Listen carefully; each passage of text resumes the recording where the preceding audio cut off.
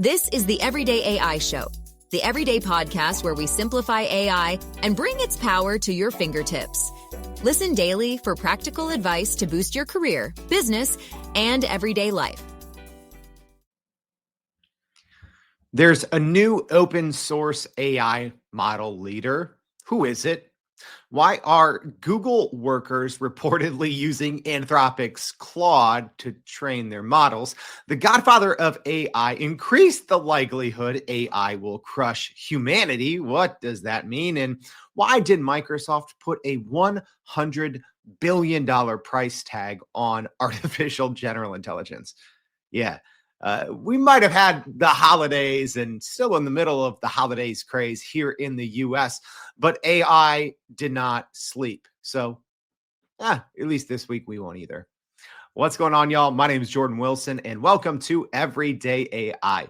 This is your daily podcast newsletter and podcast live stream newsletter. We do so much. It's your daily free live stream podcast and daily newsletter, helping us all not just keep up with what's going on in the world of generative AI, but how we can use it to get ahead to grow your company and your career. If that sounds like you, welcome. You are in the right place. The other right place for you is youreverydayai.com. That is our website. So you can go sign up for the free daily newsletter where every single day we recap our live stream podcast, but also on there's more than 430 episodes. You can go back, listen to them all, sorted by category. It is a free generative AI university, so make sure you go check that out. All right, so if this is your first time listening, maybe it's your 430th. We do this almost every single week on Mondays, going over the AI news that matters. So you don't have to spend hours every single day trying to keep up. You can just tune in on Mondays and we cut it all down for you. We break it down, cut through the marketing fluff and tell you what matters. So with that, first of all, live stream audience. Hey, how's it doing? Yeah, like what Jackie said, last few of 2024. Bronwyn, thanks for joining. Richard and Samuel and Brian and Joe, thank you everyone for tuning in. All right, let's get to the AI news that matters, y'all. A lot going on. A new AI model leader. Yes, at least when it comes to open source models, and it is extremely impressive. All right, so DeepSeek has launched its new open source V3 model, competing directly with OpenAI's GPT-4o. Yes, we have an open source large language model that is competing head-to-head on benchmarks with the most powerful models, the proprietary closed ones. So the V3 model is now available on GitHub, allowing users around the world to utilize and modify the model, promoting collaboration and innovation without the constraints of proprietary software. So if you're brand new to the large language model game, you're like, what's open source, what's closed source? And there's some things in between, but open sources, anyone can go and download them and run them, right? And costs are extremely low. So you can use DeepSeek online. More on that here in a second. So DeepSeek emphasized that V3 has achieved performance comparable to top proprietary models like GPT-4o and Claude Sonnet 3.5 in various benchmarks, highlighting its capabilities in logical reasoning and problem solving. So it uses a mixture of experts or MOE architecture, and V3 optimizes its performance while remaining accessible to developers and researchers who may not have the resources of larger corporations.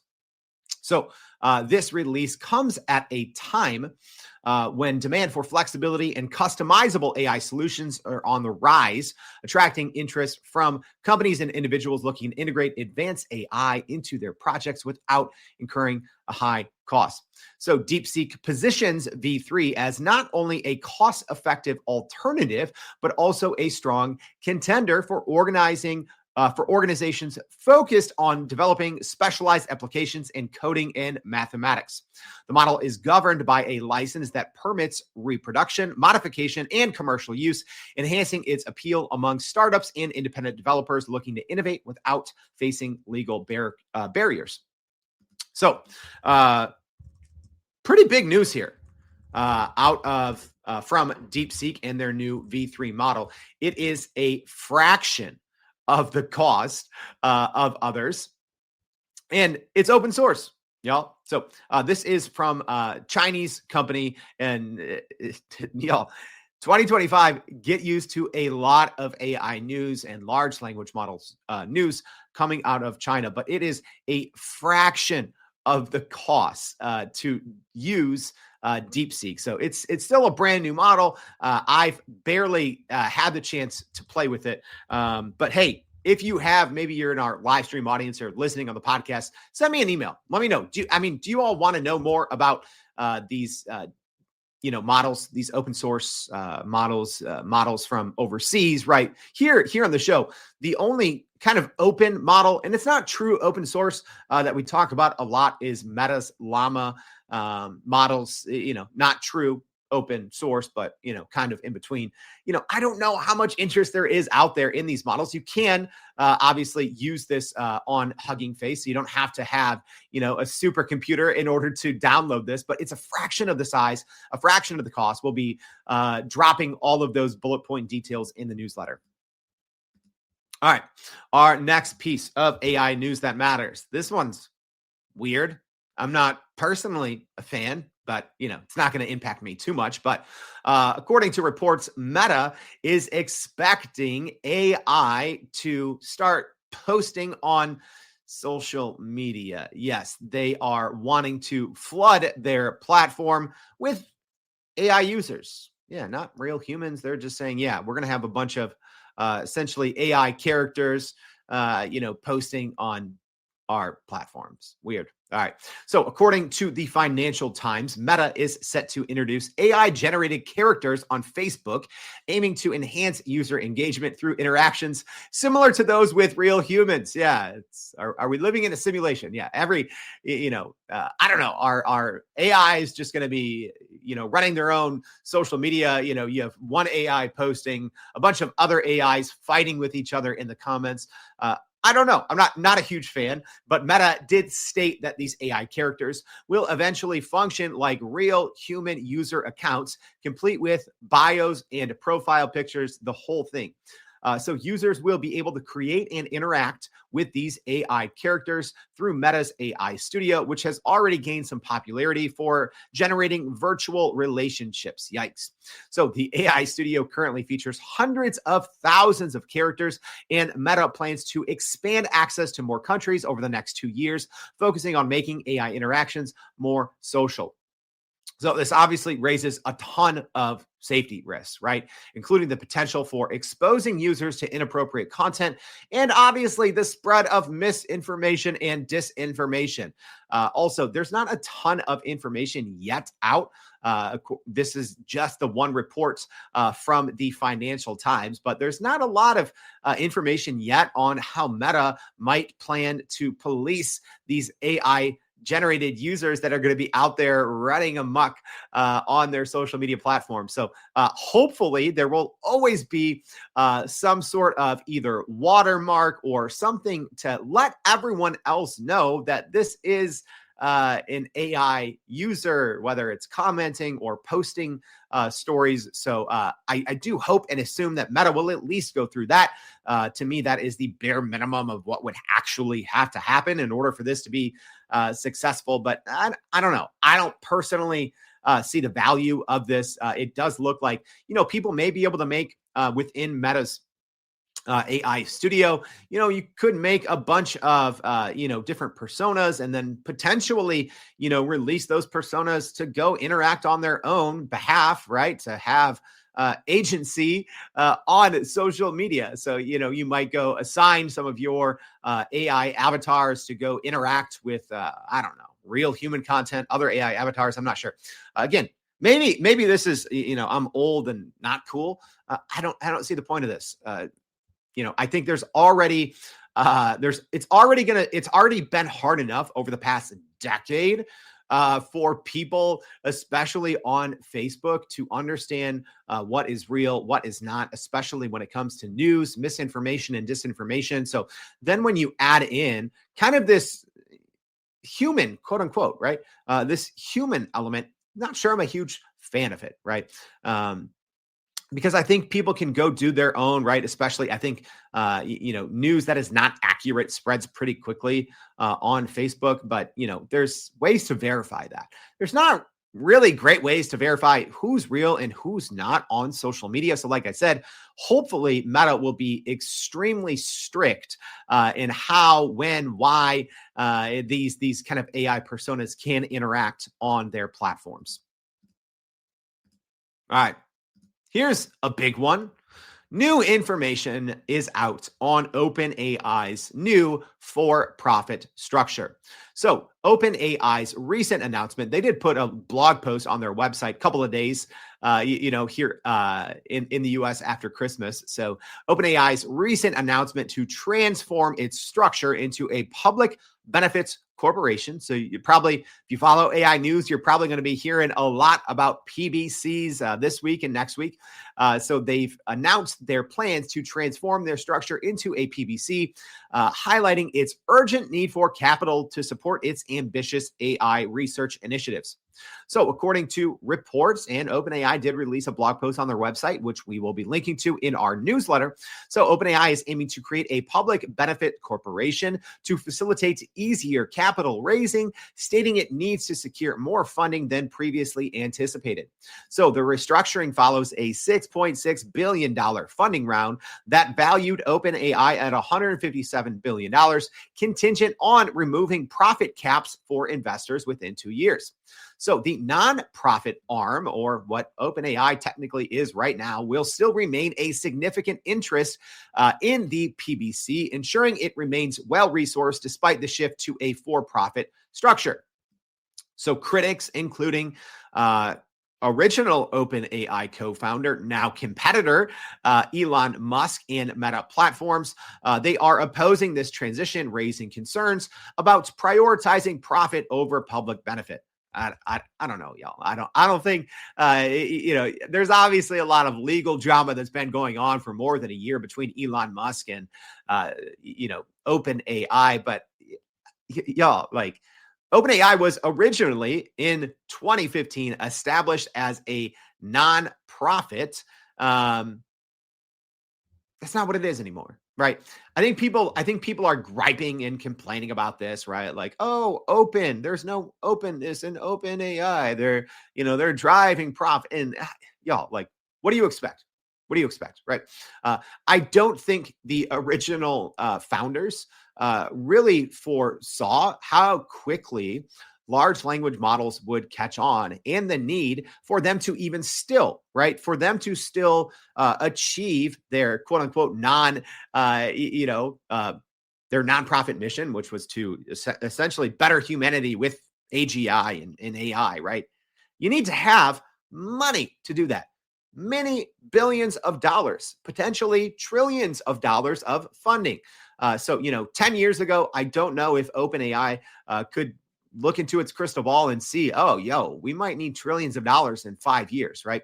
I think even the most optimistic claims 10 years ago could not have really pinpointed where we're at today. So this move obviously aligns OpenAI with everyone else. I don't know why people think OpenAI needs its own set of rules just because it was originally set up as a nonprofit. But it's, y'all, as someone that worked at a nonprofit for 10 years, right?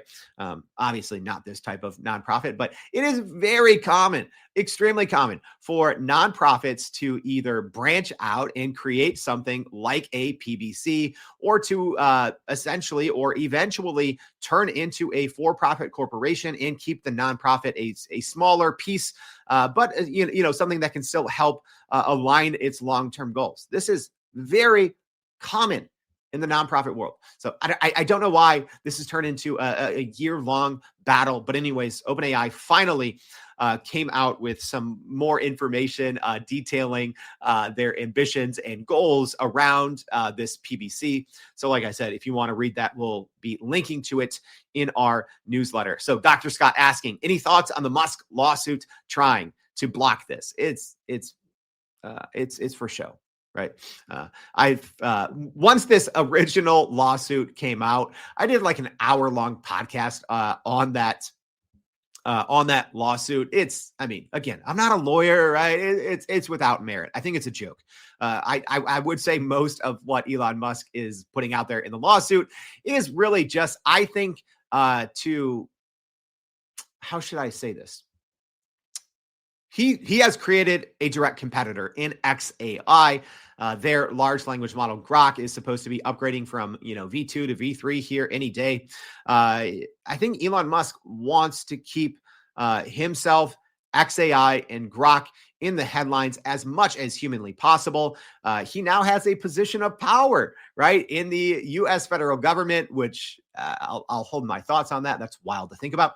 But continue to, right, especially with Elon Musk having a, unofficial but kind of official position in the U.S. government. Expect this to go on. Expect this legal drama to keep going. I would say, again, from a somewhat objective standpoint, it's without merit. I would say his lawsuit, go read it, judge for yourself. It doesn't take long. Even for fun, I put it into the lawsuit into every single large language model and just said, hey, does this thing have legs? Is this real? Right. And every single large language model essentially, right, aside from trying to be politically correct about it, said, no, this is, essentially a joke of a lawsuit. All right. Here's an interesting one, and I have some personal insight on this. So Google contractors are reportedly using Anthropic's Claude to improve their Google Gemini. All right. So according to reporting from TechCrunch, Google contractors are tasked with scoring Gemini's outputs against Claude's, focusing on criteria like truthfulness and verbosity. Is that how you say it? Verbosity, with up to 30 minutes allocated per prompt evaluation. So internal communications, again, this is according to reports from TechCrunch. So internal communications reveal that references to Claude are appearing in Google's evaluation platform, suggesting a direct comparison between the two models. Notably, Claude's responses prioritize safety more than Gemini, often avoiding prompts deemed unsafe, whereas Gemini often is being flagged for safety violations in certain responses in the testing. So Anthropic's terms of service prohibit using Claude to train competing models without explicit permission, leading to speculation about whether Google has obtained such approval. A spokesperson from Google DeepMind confirmed that while model outputs are compared for evaluation, they do not train Gemini using Anthropic's models. So, kind of working in the gray area there. And concerns have obviously been raised by Google contractors about their ability to accurately assess Gemini's responses on sensitive topics like healthcare, indicating potential risks in AI-generated information. All right. I'm going to go ahead and reveal something I haven't revealed before. A $1 trillion company reached out to me and recruited me to help them train their models. All right. I'm not going to say who. Anyways, just for fun, I went through the process just to learn more, right? It's not every day a $1 trillion company reaches out to you to say, hey, can you help us train our large language models? But from the process, and seeing how these contractor agreements generally work with these large tech companies, I think this is happening all the time, right?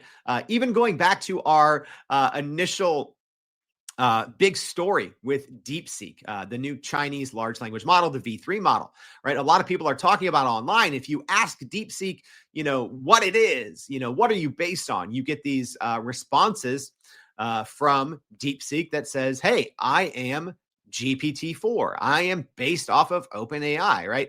So I'll probably do a dedicated show on this at some point, maybe in 2025. But I can tell you this. The combination between remote hybrid workers, using contractors to help in various aspects of training large language models, all models, and y'all, I'm not talking about Google, Claude, whatever here. All models use outputs from other models to evaluate, period.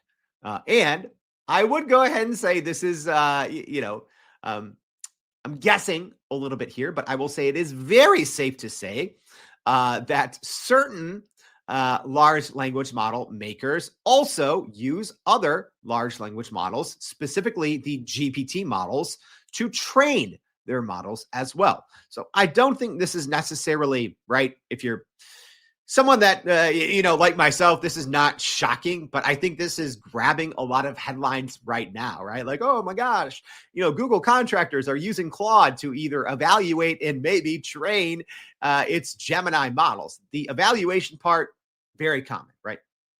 I will go and say, I would say most models, right, when they're training their, most model makers, when training their models, they're probably running the exact same prompt through at least 8 different large language models to see how theirs compare, right? Especially when they're going through that reinforcement learning with human feedback, right? So the RLHF, right? And they're trying to tell a model, hey, when this input, when a user enters this input into the model, it should have this type of output. This is an example of an output. This is a good one. This is a bad one.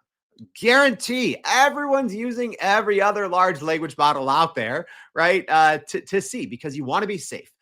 You want to make sure that a large language model has good, strict guidelines. But obviously, like we just saw in this story, Claude Anthropic, specifically states that you cannot use their model to train, right? So there is this ambiguity that I think a lot of companies operate in: training versus evaluating, right? So you're not necessarily using outputs to say, hey, this is how we should respond from other large language models, but evaluating, right? It's very common.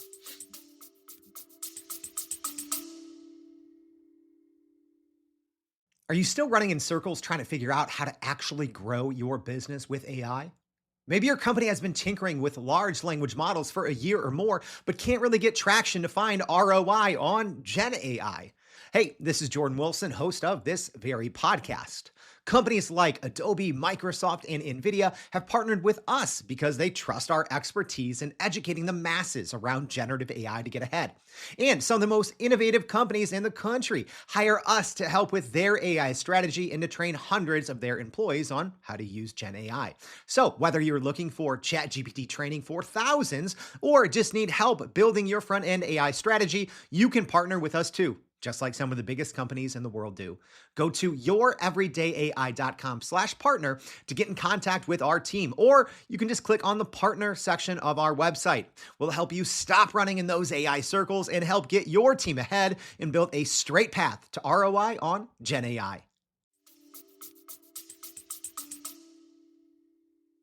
All right.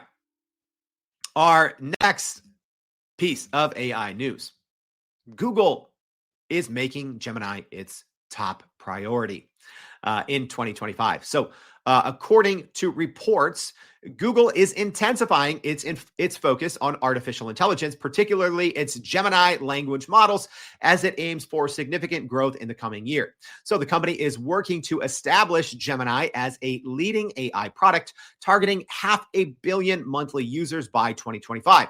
So, according to reports, during a recent strategy meeting, Google CEO Sundar Pichai emphasized the importance of Gemini, stating that the stakes are high amid increasing competition in the AI landscape. So Google aims for Gemini to be the 16th product in its portfolio to reach 500 million monthly users, joining the ranks of popular services like Gmail and YouTube. So Google revealed plans for substantial updates to Gemini, envisioning a universal AI assistant capable of handling various tasks across multiple devices and formats. Pichai acknowledged the rising prominence of rival systems, particularly OpenAI's ChatGPT, which has become synonymous with AI for many users. So yeah, a big piece of this report of Google's kind of internal strategy meeting is essentially when people out in the world, everyday people talk about AI, people just automatically assume you're talking about ChatGPT, right? So he's kind of voicing this concern or wanting to change the narrative that when people are talking AI and large language models, everyone automatically assumes they're talking about ChatGPT, right? Because ChatGPT was the first, right? The first big company to offer large language models on the front end that users could chat with that didn't require, right, like a backend API or using a third-party service. It became synonymous with AI. It exploded overnight. So Google executives are confident, according to the report, that Gemini will offer a richer and more integrated experience, leveraging Google's extensive platform capabilities to outpace its competitors. So despite facing scrutiny from global regulators regarding potential monopolistic practices, Pichai stressed the need to focus on delivering innovative technologies responsibly. So Google employees, though, according to reports, expressed concerns about the potential costs associated with using their AI tools. Essentially, they were saying, yo, we don't want a $200 per month plan like OpenAI has. However, leadership assured them there were no plans for high subscription fees, such as that $200 per month. Here's the thing, y'all. I'm not going to say it's too little, too late for Google.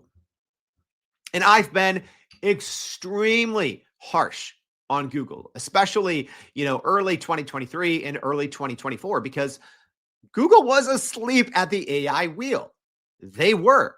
It was almost a year. It was almost a year after ChatGPT that Google released what was then called Bard to the public.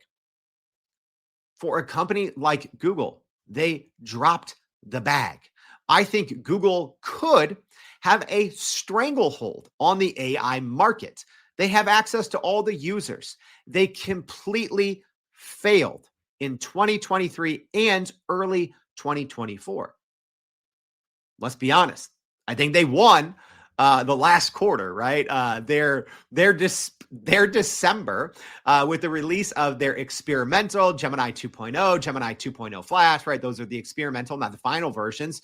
Their new research tool, all their agentic tools, a lot of them in beta. I think Google won the fourth quarter of 2024 because of their strong December release, going head to head with OpenAI when OpenAI had their 12 days of OpenAI. So I do think Google is now a serious competitor, at least, whereas if you would have asked me 6 months ago, and companies do ask me all the time, FYI, right? Because people always ask. Yes, companies pay me, pay us, pay Everyday AI to consult them. And I tell people, and I've told people 6 months ago, don't touch Google. Here's why. Google is fantastic. Google AI Studio, their Vertex, all of their backend platforms have been great since they launched. Google's Gemini front end has been abandoned up until December. So you're right. When you log into, gemini.google.com and you're quote unquote chatting with Gemini, it has been absolutely terrible up until December. That's because Google, whatever their go-to-market strategy is with their large language models, was completely backwards, right?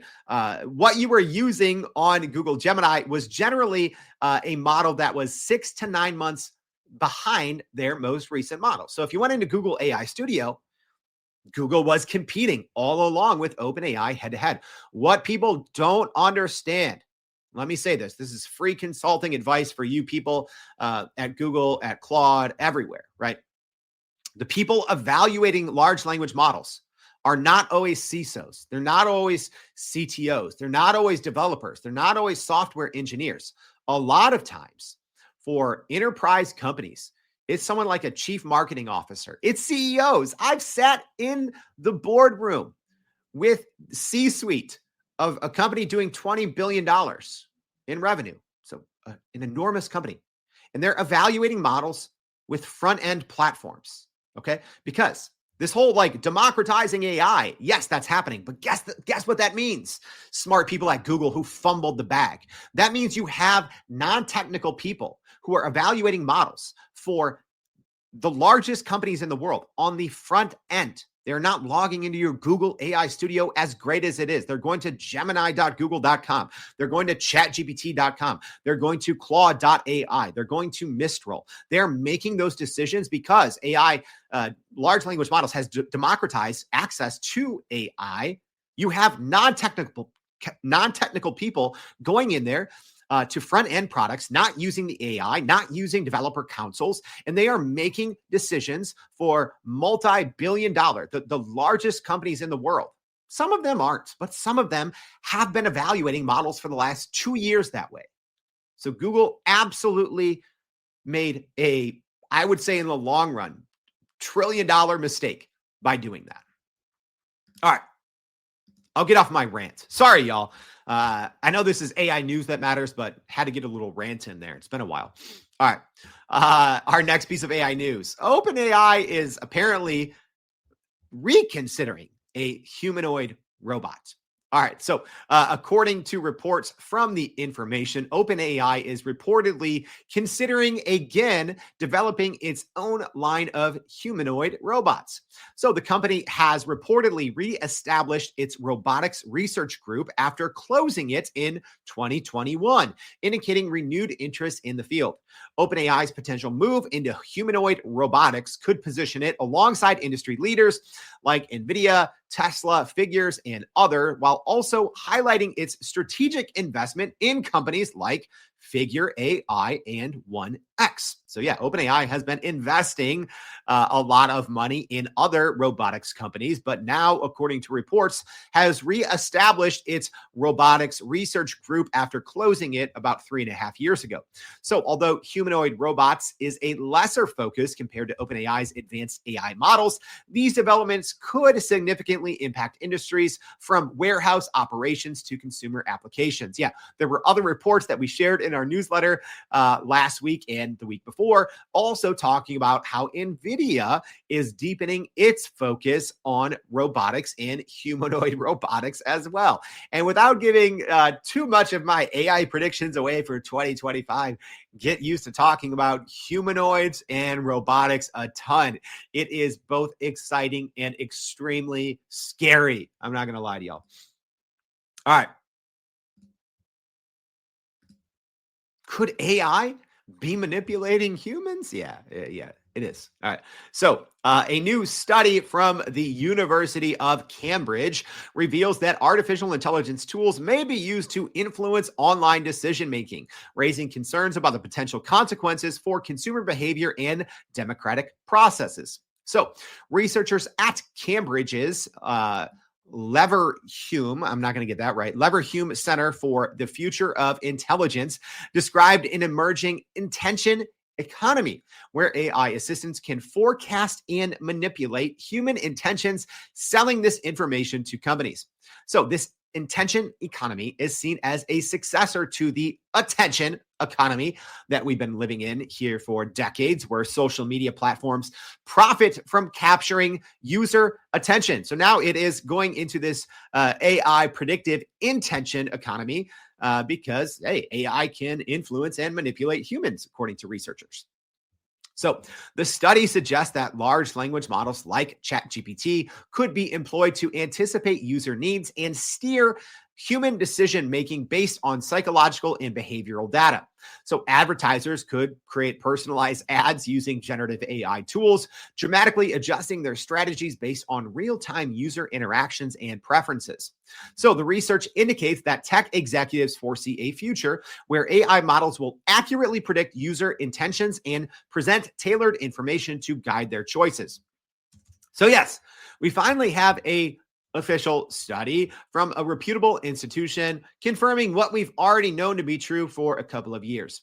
So yes, AI can manipulate humans. Not only that, but large language models have already been used for a very long time in creating synthetic data, right? And guess what? That synthetic data, or essentially, these large language models are creating data that is used to train other models, right? So model distillation, but also it's using synthetic data for synthetic user testing, right? So big companies, instead of running focus groups with, dozens or hundreds or thousands of humans, they're just using synthetic AI data. So this is not new. But I do think as we start transitioning from kind of 1.0 or step one models to step two, so going from, kind of GPT models, transformers, your traditional chatbots to models that learn, models that reason, models that self-improve,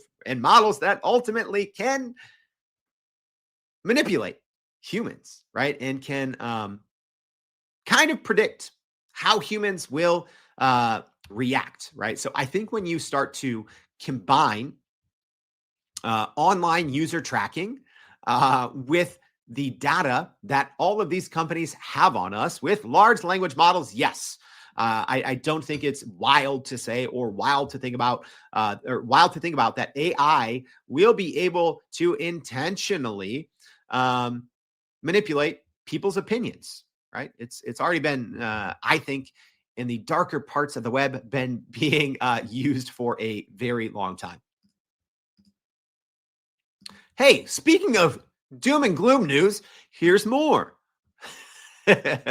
All right. So the godfather of AI, Geoffrey Hinton, has raised concerns over AI's now increased potential to threaten humanity's future. So, in a striking statement, Geoffrey Hinton, one of the most prominent figures in the history of AI, has increased his estimate that the likelihood of AI leading to human extinction within the next 30 years has doubled. So initially, he said there was a 10% chance. And now the Nobel Prize winner in physics has said that there is a 10 to 20% chance that AI could lead to human extinction. Yay. Isn't that fun to talk about? So, in a recent interview, he expressed concerns that humanity may soon be outsmarted by AI systems, likening humans to toddlers in comparison to these advanced technologies. So, like I said, previously, Hinton had estimated a 10% chance of catastrophic outcomes from AI, but now suggests that risk has doubled and is saying a 10 to 20% chance. So, he highlighted the absence of historical examples where a more intelligent entity has been successfully controlled by a less intelligent one, raising alarms about the implications of creating artificial general intelligence, or AGI. So Hinton previously worked at Google, resigned from Google specifically to speak more freely about the risks associated with AI, emphasizing the potential for misuse by bad actors. He called for government regulation of AI development, arguing that relying solely on corporate profit motives will not ensure safety. And that's a great way to wrap up today's show, talking about company profit, because at least according to reports, that is how Microsoft and OpenAI are defining AGI. All right. Yeah. A lot of buzzwords in the AI news this week. I know, but artificial general intelligence, AGI, is essentially when AI is way smarter and way better than humans at almost any task, right? And I say this a lot. If you're looking at definitions of AGI from 20 years ago, we've definitely already achieved it, right? People with OpenAI's new O3 model, which costs like $1 trillion to, ask one question. People are saying, oh, this new O3 model is AGI. I don't think so, because today's definition of AGI is changing by the minute. But there is some important I think decisions that are being made right now between OpenAI and Microsoft on defining what AGI even means. So, according to reports, the two companies agreed to define AGI as a system capable of generating $100 billion in profits. So this is according to reporting from The Information. So OpenAI's public definition of AGI has been described as a, quote, a highly autonomous system that outperforms humans at most economically valuable work. Economically valuable work, end quote. And I would say, even according to that definition, if you've used O1 Pro, right? Even though O1 Pro, OpenAI's reasoning model, it's most powerful, right? So we had O1 Preview and O1 Mini. Now we have O1 Regular and O1 Mini. But also, if you are on a $200 monthly plan, you have access to O1 Pro. I have access to it.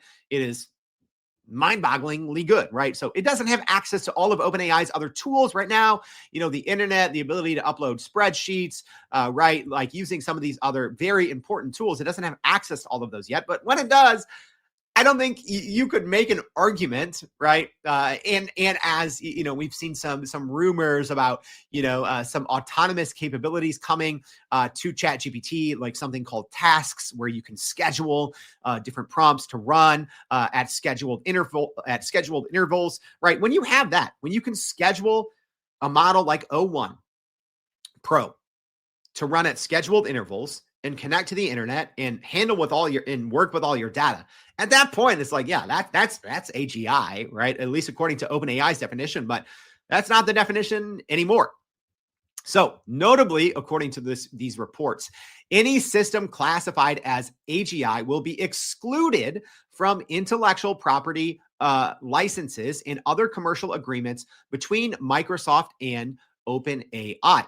And their partnership, right? Because OpenAI has reportedly received more than $13 billion in investments from Microsoft, and Microsoft reportedly has a 49% stake in OpenAI. But there was this clause that essentially is like, when OpenAI gets to AGI, Microsoft can no longer use that technology in its products, because right now, even though we saw a lot of reporting recently that Microsoft is reportedly diversifying the models that you can use inside of its Microsoft 365 Copilot platform. But right now, it exclusively runs on, as far as I know, on OpenAI's technology, right? So obviously, Microsoft has hung its hat on the future of OpenAI's models.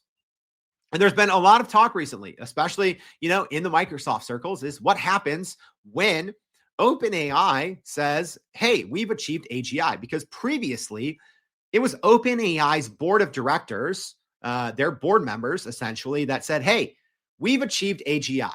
And then at that point, Microsoft would only be able to use pre-AGI technology inside Copilot and its other platforms. And that's not right. It's not a great future, especially if you are a Microsoft fan, a Microsoft user, right?